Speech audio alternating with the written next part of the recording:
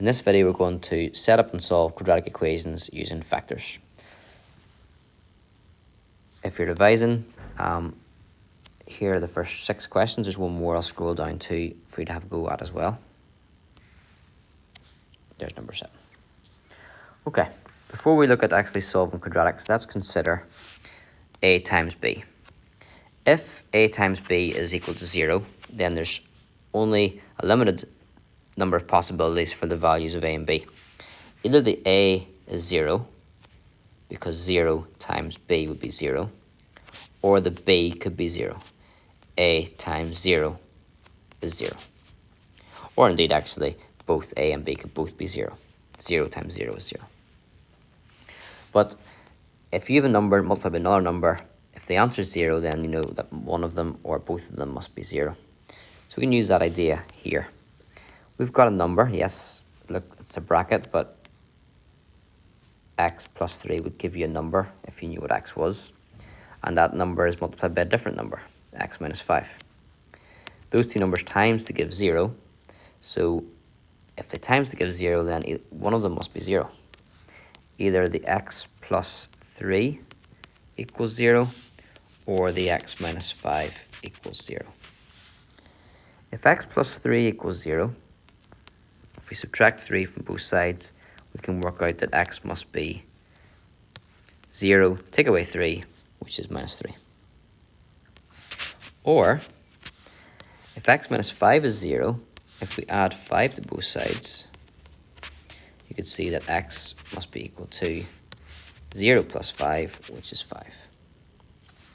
If you put minus 3 back into this equation, you should get 0. Let's see. Minus 3 plus 3 is 0. 0 times whatever is going to give you 0. The same thing applies with the 5. Number 2. We've got a number multiplied by another number equals 0. The two possibilities are that this number is 0, the x equals 0, or the bracket equals 0, the x minus 4 equals 0.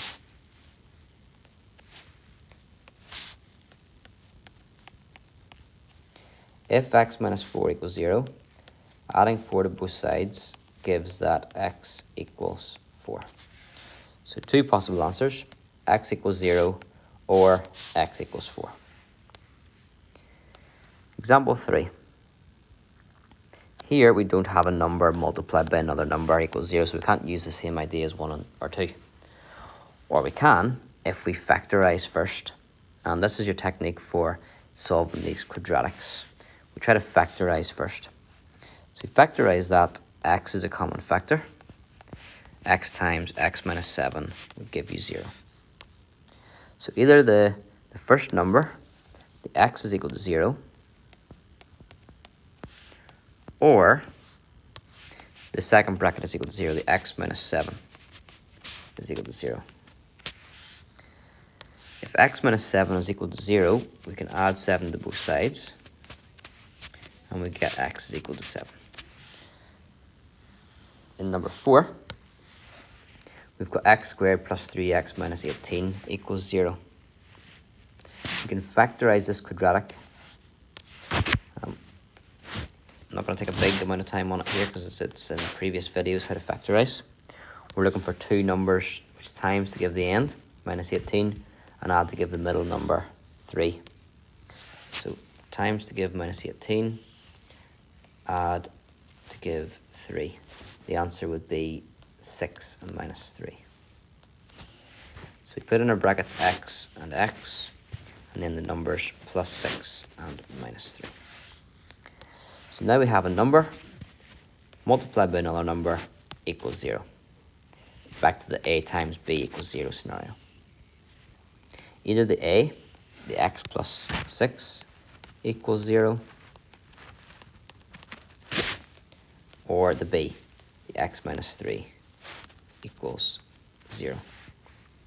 If we take away 6 from both sides, we get x equals minus 6. And if we add 3 to both sides, we get x equals 3. Number 5. We've got x squared minus 64 equals 0. This is the difference of two squares because x squared is a square number and 64 is a square number. So that can go straight into double brackets. The square root of x squared is x, and the square root of 64 is 8. And once you've figured out the square roots, you put a plus and a minus in between. So either x plus 8 is 0, or x minus 8 is 0. So if the first bracket is 0, if we take 8 off both sides, that must mean that x is minus 8. Or if we think the second bracket is 0, x minus 8 is 0, add 8 to both sides, and you get x equals 8.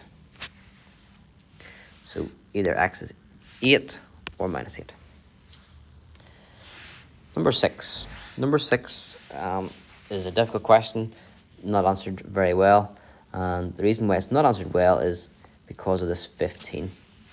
We could factorize the right-hand side. I'm just going to do it over here. If we factorize the left-hand side, we can get x minus 2 equals 15. We can't say that x equals 0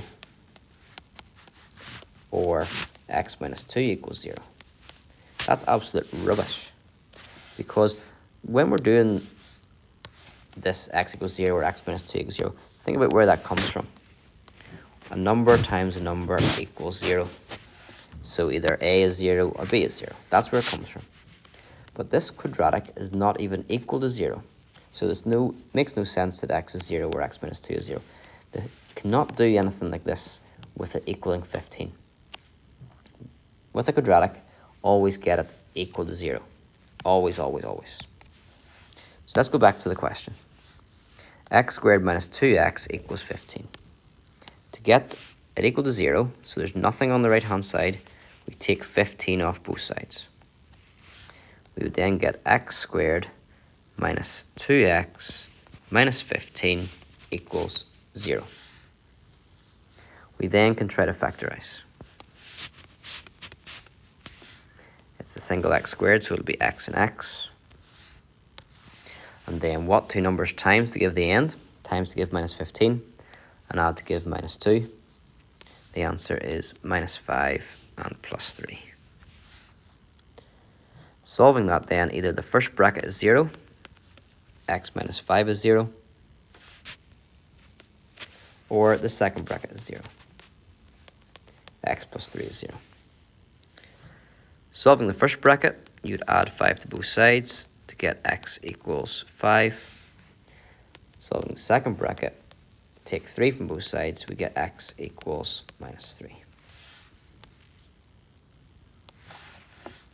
And number 7. Similar to number 6 in as much as it's a quadratic, but it's not equal to 0. Make it equal to 0. Take the 3y off both sides.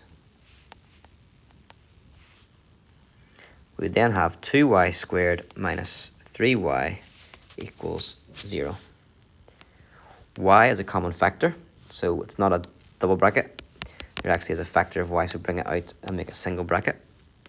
2y minus 3.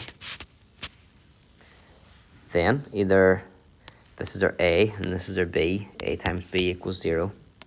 Either the first number is 0, y is 0, or the second number is 0. In this case, 2y minus 3 is 0. Solving this is a bit harder, but we would start with a number just like before. Add 3 to both sides. That would give us 2y equals 3.